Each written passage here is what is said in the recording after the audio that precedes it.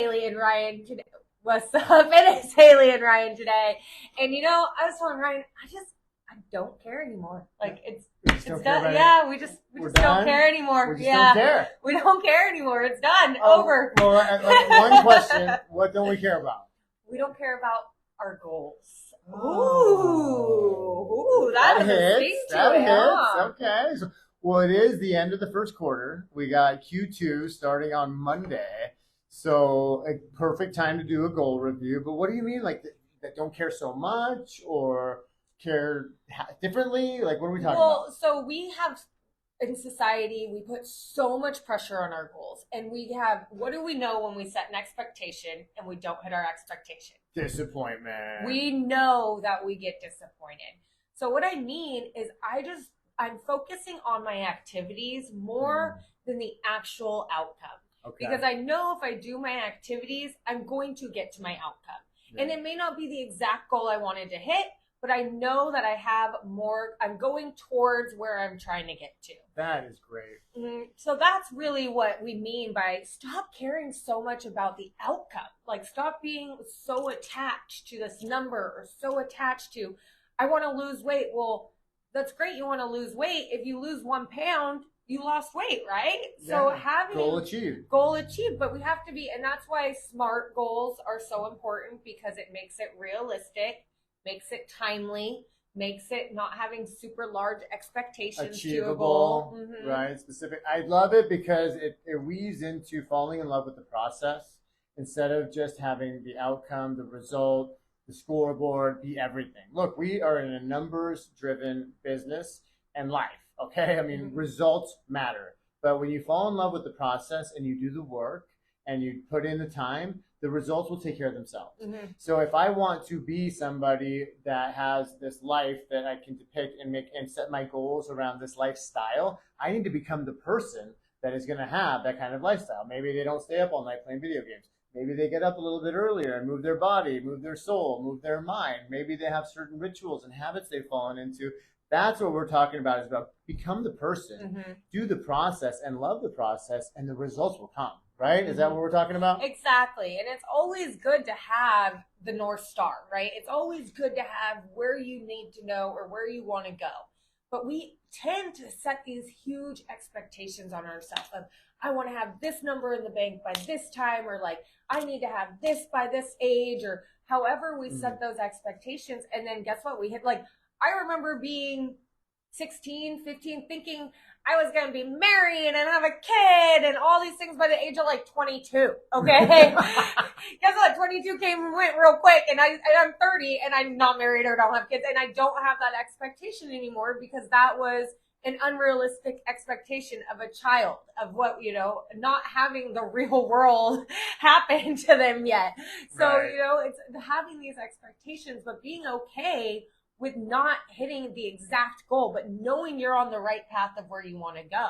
And so I use that example because I feel like a lot of us as young women had that kind of like, we're going to, by 18, I'm going to have this and this. And then guess what? Life happens and you're like, what was I thinking? I'm going to have this car and this zip code. I'm going to live with this job and 2.5 children and the perfect husband or wife. And that's all laid out. And then guess what? And then life happens, right? Because life has its own agenda, and having gone through the Great Recession of 2008 and now having lived through a pandemic, you start to realize, over the years, the one benefit you have is, because, at 47 and 30 years old, there's not a lot of difference other than the fact, like inside, I still see myself as a 25-year-old. I still think like a 5-year-old. I think not much has changed except for the time I've spent and gone through the hardships I've gone through.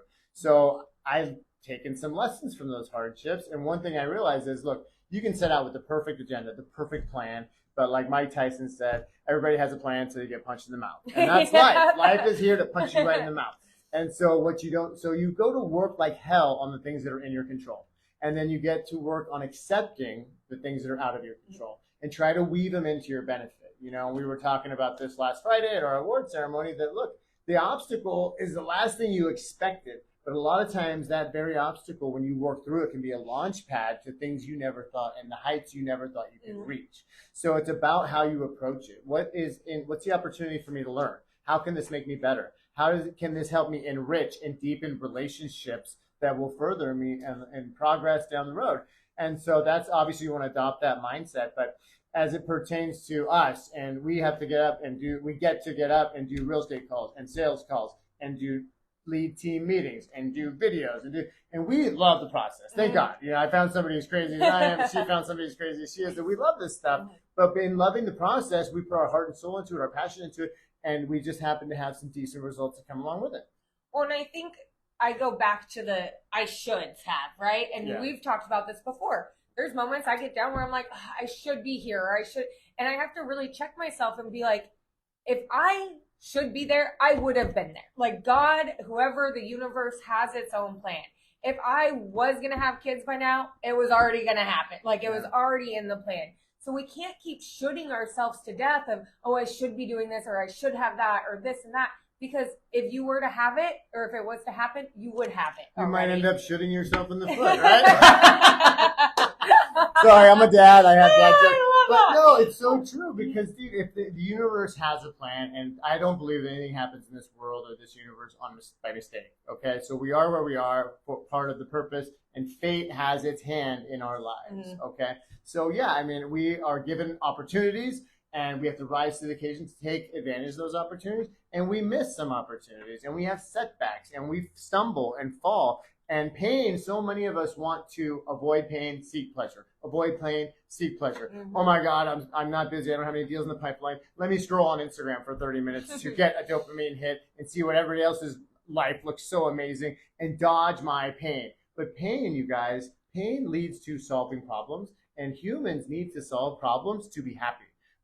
This problemless environment that we invent in our heads, this utopia, we would be miserable because we need challenges to overcome. We need stress on our systems and our bodies and our minds and our souls to push through to grow. That's part of achieving happiness because, I mean, if we look back and we're being honest, some of our most growth stages and our most fulfilling times are some of the hardest times where we've grown as people. Well, and we've talked about this on our little podcast, whatever this is, little videos, ad nauseum about, how the seed has to completely destroy itself to become the flowers, become the trees. The lobster has to completely go into hiding and dismay his entire shell and to completely destroy it to grow a new one, and goes through so much pain during that time.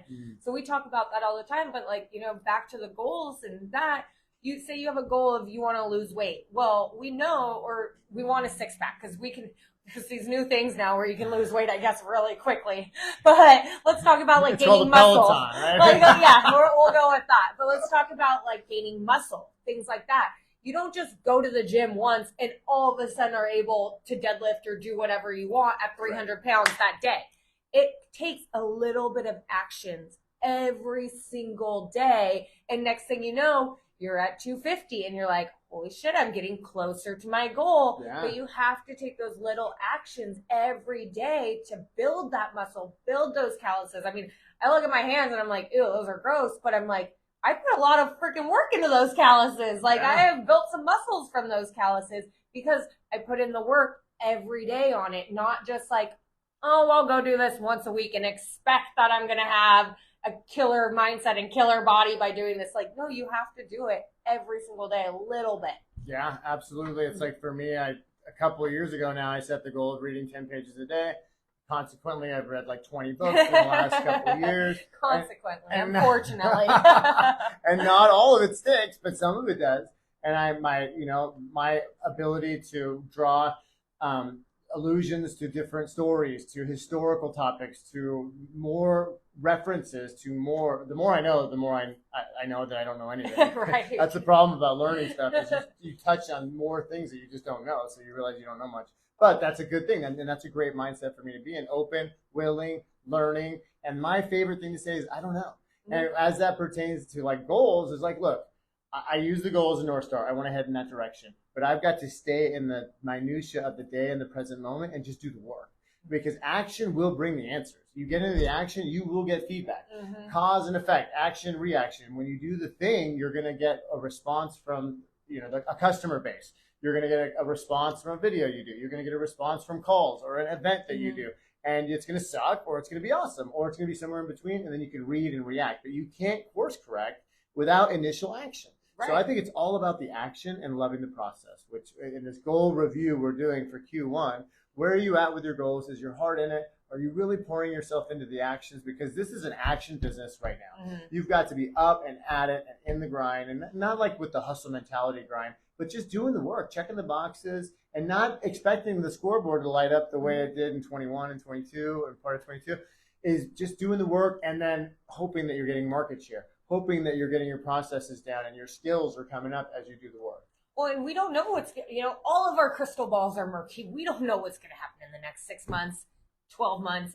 There's a lot going on right now. So all of our crystal balls are murky, but the one things that we can control is what we're doing and our actions. So when things do change and things, pick up or whatnot again, you're going to have so much more of that balloon because you've been putting in the work now. Exactly. And you've been planting all those seeds for when something pops that they're like, oh, I'm using Ryan, like this is happening. Yeah. And you've been planting all those seeds. So I guess kind of what we're saying to sum it up is not being so attached to the final result. Yeah. Not being so attached of like, okay, I'm going to make calls. I'm going to get a listing when I make calls today. Well, how about maybe have one conversation? Like a decent conversation could be the win to get you closer to getting the listing, right? Yeah. So you got to have kind of that, I guess, mindset or analysis shift on what are we actually trying to get out of our goal, and not having that tied expectation to, if I don't hit my goal, I'm a freaking failure, or, because that's what our body instantly does. Our subconscious reacts to the not hitting our goal of being like, man, I did it again. I didn't hit my goal. Yeah, I didn't do what I wanted. That's a reverse effect of what we want the goal to do, which is drag us and pull us up. But if you set small, attainable goals daily, then you can just be better than yesterday. 1% better than yesterday. Or, hey, I made zero time for lead generation yesterday. Let me do some today, right? And I'd rather see you do a little bit of lead generation every day than 4 hours on a Saturday. It's like I took beginning guitar in college. It didn't stick. I wish it had. There's still time for it in my life. But he said, give me 15 minutes of practice every day. Don't try to do 4 hours of practice on Saturday because your fingers will bleed and you will hate the guitar. And it's the same thing applies, I think, to business strategies, to prospecting mechanisms, to systems, is do a little bit, but do it every day. And consistency over time will bring consistent results. Well, I love that analogy because if you're a musician or you play guitar or something, your fingers have to learn how to stretch a different way. Yeah. And they have to move, you see some guitarists, they can move their hand, they can fully spread out their entire fingers and have their whole hand. When they flip you the bird, man, it's different. They can have, but that took practice, that took years and time every single day of having their hand stretched that way and being able to have those different feelings in their finger of being able to know exactly where the chords are, where their hand's at. It's not something that happens overnight. You get dexterity over time, Yeah, so I love that analogy because your fingers have to stretch and they have to grow and they have to be able to hit different notes, which takes time. It's not something that you get overnight. Your fingers don't just magically start stretching overnight. Well, it's like in phone calls, we call a lot of agents. We call with good news, we call with bad news, we call with prospect, we call with opportunities. And over time, we've stretched our ability to read people on the phone, when they're emotionally responding, how to deal with that, how to handle objections, how to inject energy into the conversation, how with tonality, how to mirror and match. All that stuff is like learning the guitar. It's like learning how to talk to people and interface on phone sales. Over time, you get better and better and better. We've learned how to take a beat. We've learned how when we start getting flustered and we feel it, we've learned to okay, it's time for Haley to go take a walk. It's time, 10 deep breaths. Yes, 10 deep breaths. Or have we eaten? Have we slept? Have I been drinking water? Right. And so we've learned over time these little things that have helped us be able to get, and nobody is perfect at this. I would like to find one person that doesn't ever get disappointed in not hitting an expectation of their goals because we're humans. It happens. We tie things to things that we want to see better in ourselves. And when that doesn't happen, it's like, okay, let's try it again. Let's do this better next time. And so it's been practice for us, and we've been fortunate enough to at least be able to identify when we're getting flustered or when our calls aren't going the right way. We're like, okay, there's been 3 assholes in the room, so it's time I need to look at myself. There must be a common denominator here. I need to go take a walk. So we've been able, but by practicing, and this has been now practicing with Ryan like almost 6 years of this. Like it is not something that comes easy, but it's something that we do a little bit of every single day. Yeah, and so fall in love with the process. What are your processes? Take some time over the Easter weekend here to revisit your goals and then associate what activities you're doing to achieve those goals and really focus on the activities. I can tell you it's good because you distract yourself from worry, you help a lot of other people, and the time flies when you're in the process, when you're doing the work. And until then, if we can help you, would love to share with you our morning routines, our strategic lead generation time blocking system, who to hit, what's moving the needle. We are here to give you feedback on all of that. We work all over the state. We work with all kinds of shapes and sizes of real estate teams and single operating agents and mortgage people and banks and commercial. So we would love to share with you and give you feedback on what your goals are and what your processes are and any way that we might tweak it or course correct to make them even better. I think that was a mic drop. Is that a mic drop? We're here to help, and we have found that the more we help others, the more we get out of our shit. So we are here to help as many of the agents in this space that we can, because then I don't have to worry about my dog probably destroying my stuff at home because I'm not worried about it. We're talking to you about your stuff. We get a vacation from our stuff. Exactly. I need a vacation from home. So that's what we want to be. We want to be a resource for you. We want to be somebody that you guys can lean on, that you guys can know. You can call, text, DM us, send us smoke signals, however we can get a hold of you. We're here to help, and we just want to be part of the team. And thank you for everyone who's made us part of their team. So until next time, I'm Ryan. I'm Haley. And thank you guys. Bye.